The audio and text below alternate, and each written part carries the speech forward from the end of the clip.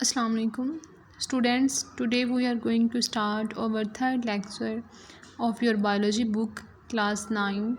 Our subject is biology. Today we are going to start our fourth chapter.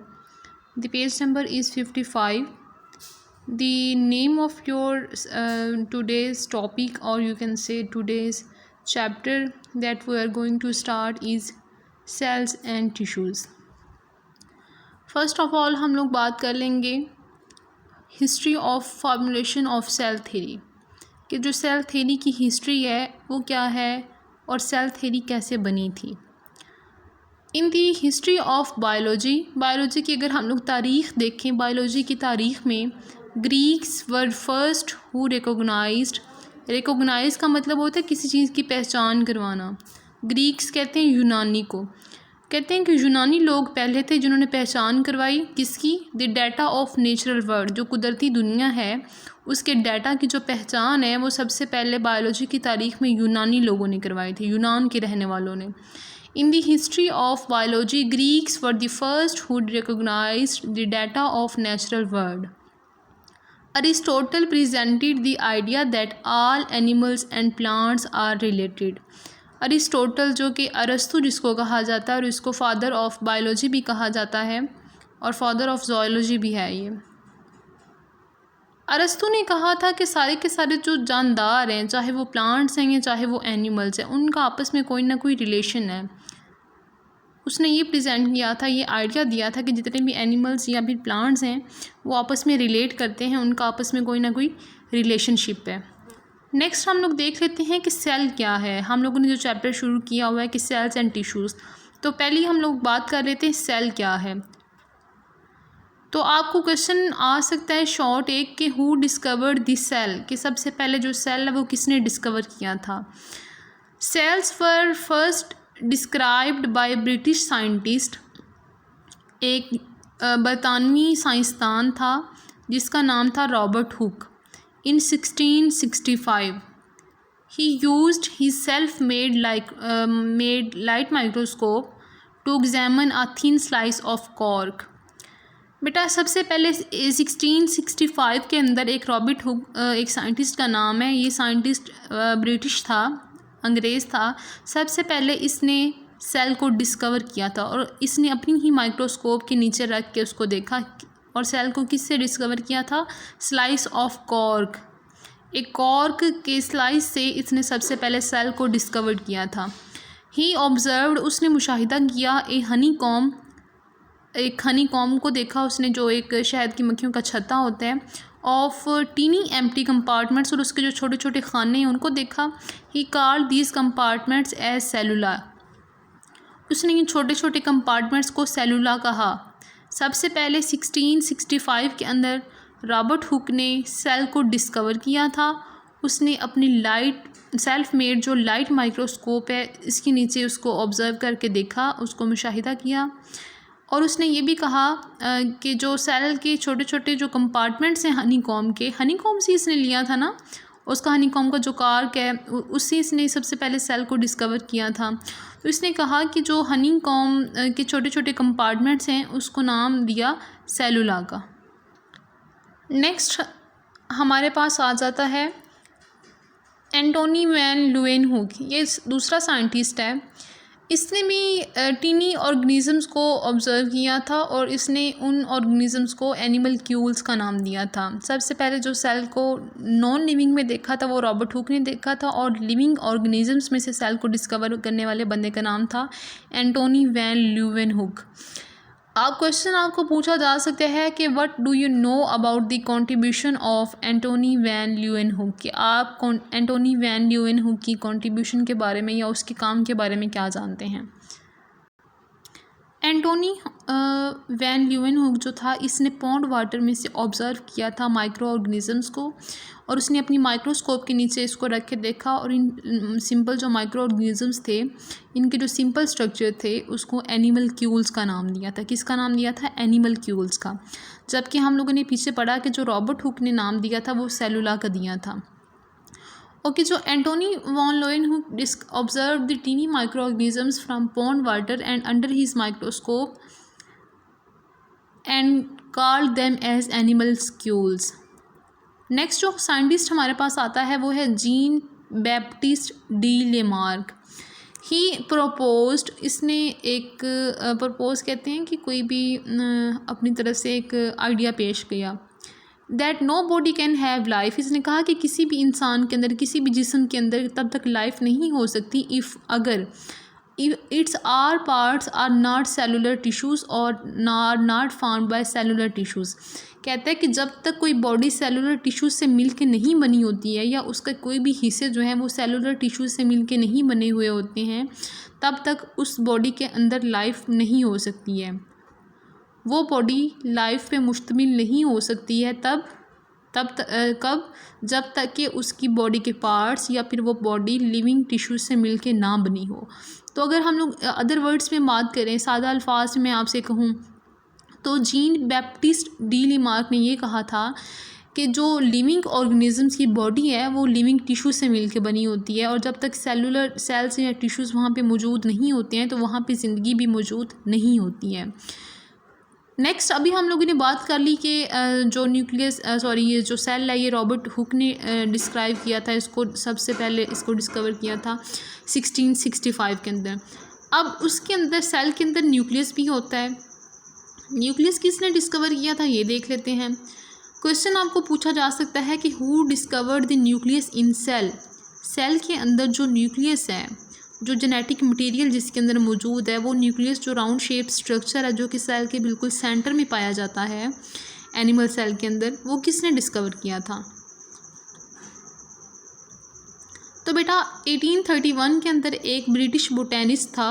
Botanist आपको पता है कि botany से रिलेटेड होते हैं, ऐसे साइंसदान जो पौधों पे काम करते हैं उनको बोटेनिस्ट कहते हैं, और ऐसे साइंटिस्ट जो कि जानवरों पे काम करते हैं, एनिमल्स पे काम करते हैं, उनको ज़ूलॉजिस्ट कहेंगे, ठीक है। In 1831, a British botanist Robert Hooke discovered the nucleus in the cell. Robert जो हुक था उसने डिस्कवर किया था सेल को। अब सेल के अंदर जो न्यूक्लियस था वो किसने डिस्कवर किया था, रॉबर्ट ब्राउन ने, ठीक है। रॉबर्ट ब्राउन ने सेल के अंदर न्यूक्लियस दरियाफ्त किया था, जबकि रॉबर्ट हुक ने सेल को दरियाफ्त किया था। अब आपने ये दोनों रॉबर्ट हैं तो आपने कंफ्यूज नहीं हो जाना है। जो रॉबर्ट हुक है उसने सेल को डिस्कवर किया था और जो रॉबर्ट ब्राउन है उसने सेल के अंदर न्यूक्लियस को डिस्कवर किया था। नेक्स्ट हमारे पास है मैथियास श्लीडन और थियोडर शेमान। ये थियोडर और शेमान ने एक थ्योरी भी आगे जाके पेश की थी, उसके बारे में भी बात करते हैं। पहले ये देख लेते हैं कि मैथियास श्लीडन ने और थियोडर शेमान ने क्या काम किया था। जो बेटा मैथियास श्लीडन था ना, इसने प्लांट टिश्यूज़ को स्टडी किया और इसने कहा कि इसने प्लांट्स को जब स्टडी किया तो उसने कहा कि जो प्लांट्स हैं वो उनके प्लांट्स के जो ऑर्गन्स हैं वो टिश्यूज़ से मिल के बने हुए हैं, जिनको प्लांट टिश्यूज़ कहते हैं। जबकि जो थियोडर था इसने एनिमल्स को स्टडी किया तो इसने कहा कि जो एनिमल्स हैं वो भी टिश्यूज़ से मिल के बने हुए हैं। तो बेसिकली फिर इसने डिटेल में जाके एनिमल टिश्यूज़ को स्टडी किया। इन दोनों ने मिल के एक थ्योरी पेश की थी जिसको सेल थ्योरी का नाम दिया गया था। आइए अब हम लोग देख लेते हैं कि उस थ्योरी में क्या बताया गया। ये बहुत ही इंपॉर्टेंट शॉर्ट क्वेश्चन आ सकता है आपको कि सेल थ्योरी हमें क्या बताती है, कि या फिर आपसे ये कहा जा सकता है कि write down the principles of cell theory. तो इसके प्रिंसिपल्स की अगर हम लोग बात करें तो इसके मेन 3 पॉइंट्स हैं, ठीक है। कौन कौन से इसके, आप यूँ कह सकते हैं कि इसके 3 अहम नुकात हैं। पहला इसका पॉइंट कौन सा है, all organisms are composed of cells. कहते हैं कि सारे के सारे जो जानदार हैं वो सेल से मिल के बने हुए हैं। कंपोस्ट कहते हैं किसी चीज़ से मिल के बना होना, उसकी अज्जाए तरकीबी। जैसे कि बेटा आपने कभी देखा है, आप कोई भी चीज़ खाते हैं, जूस पीते हैं या कोई भी आपने लेज़ खाया या कुछ और खाया तो उसके बैक साइड पे इंग्रेडिएंट्स लिखे होते हैं ना, आपने अगर कभी इत्तेफाक से देख लिया हो उसको। तो अब वो जो इंग्रेडिएंट्स होते हैं वो उसकी कंपोजिशन के बारे में बताते हैं। वहाँ पे लिखा होता है कि ये जो आपने चीज़ खाई है इसके अंदर वाटर इतने % यूज़ हो रहा है, इसके अंदर शुगर इतने % है, साल्ट इतना है, जो भी उसकी कंपोजिशन है वो सारी बताई होती है। तो कंपोजिशन में अज्जाए तरकीबी होते हैं, उसकी रेसिपी के इंग्रेडिएंट्स होते हैं। इसी तरह से वो कह रहे हैं कि जो लिविंग ऑर्गेनिजम्स हैं वो सेल से मिल के बने हुए हैं। उनकी कंपोजिशन जो है उसमें क्या मेन पॉइंट है, सेल्स मौजूद हैं। सेकंड इनका पॉइंट था cells are the smallest things, जो सेल हैं वो सबसे छोटी चीज़ है दुनिया के अंदर, जो लिविंग चीज़ों में सेल सबसे छोटी चीज़ है। The basic unit of organization of all organisms, जितने भी ऑर्गेनिज़म्स हैं उनकी बुनियादी इकाई है, स्ट्रक्चरल यूनिट और फंक्शनल यूनिट है लाइफ का।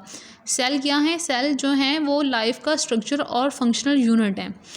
तीसरा इनका पॉइंट ये था कि cell arise only by division in previously existing cells. अब इस पॉइंट में वो ये बता रहे हैं कि जो नए सेल पैदा होते हैं वो पहले से मौजूद सेल्स के अंदर डिवीजन की वजह से पैदा होते हैं, यानी कि पहले सेल जो मौजूद थे उनके अंदर डिवीजन हुई और डिवीजन के बाद क्या हुआ कि नए सेल बने। ठीक है। अच्छा, अब नेक्स्ट हमारे पास साइंटिस्ट है रोडोल्फ विर्को। रोडोल्फ विर्को ने क्या किया था? ये एक जर्मन फिजिशियन था। इसने एक इम्पॉर्टेंट एक्सटेंशन बयान की थी सेल थ्योरी की, यानी कि सेल थ्योरी के एक्सटेंट होता है किसी चीज़ को बयान करना, बढ़ा चढ़ा के उसका आगे मतलब बात को लंबा कर देना। तो एक्सटेंशन इसने सेल थ्योरी की पेश की थी। इसने कहा था कि जो सारे के सारे सेल्स होते हैं वो प्री एग्जिस्टिंग सेल से मिल के बने होते हैं। ठीक है। वो कौन से, इसने एक वो स्टेटमेंट दी थी, उसको ओमनी सेलुला ई सेलुला कहा जाता है, जिसका मतलब ये है कि सारे के सारे जो सेल हैं वो प्री एग्जिस्टिंग सेल से ही मिल के बने हैं, उनकी डिवीजन की वजह से बने हैं। रोडोल्फ Virgo was a German physician, he proposed an important extension of the cell theory. He said that all cells arise from pre-existing cells.